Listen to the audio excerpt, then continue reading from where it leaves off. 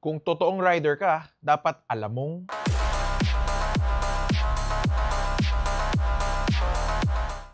napanood nyo na ba to?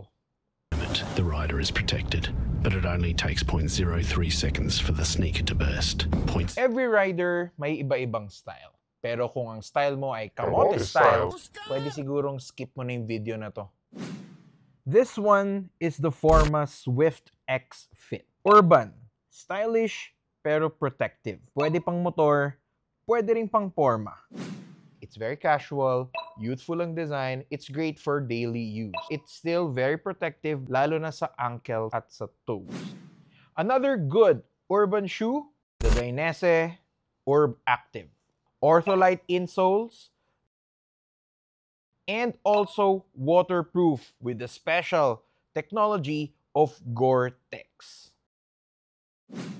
Kung may urban, meron din tayong adventure. Good example would be the Forma Adventure Low Motorcycle Boots. Kitang-kita rin, dual sport design. Pwede for road, pwede for light off-road. Yung labas niya, very stylish, full grain, oiled leather. Uses the same high technology of Tritex waterproof lining. Anti-slip rugged sole, so di ka madudulas. Yung buckles niya are GH. Velcro, mid-strap, secure na secure ang fit. For racing, we have two main choices. We have the mid-cut or the short racing boots like the Rayo Onyx, or you can have the full boot like the Forma Phantom. For the Rayo Onyx, it's waterproof microfiber and leather ang surface. Double stitching for durability. YKK zippers plus Velcro closures. Also uses TPU sa ankle and heel for full foot protection. For a more hardcore look, you can go full boot, like the Forma Phantom motorcycle boot. Double density ang rubber sole.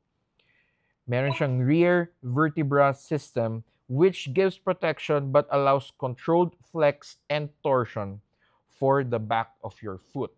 Plus, 3 sliders. Di basta-basta sliders, titanium sliders.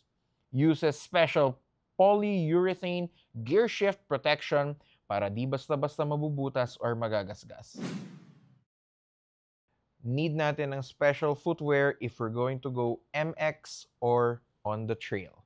And perfect for that would be the O'Neill RMX Pro. Dual compound sole for grip, comfort, and durability. 4 adjustable and self-aligning metal buckles para secure not just 1, not just 2, at 4 different levels.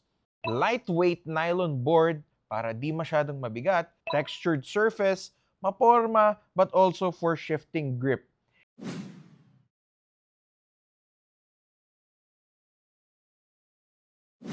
Ikaw, anong riding style mo? Meron ka bang footwear na gusto mong bigyan natin ng more in-depth review? Comment down below para ma-feature natin sa next episode. This has been Jose360 and this was another episode of Motoworld 360. Ride safe, ride smart. See you on the next one.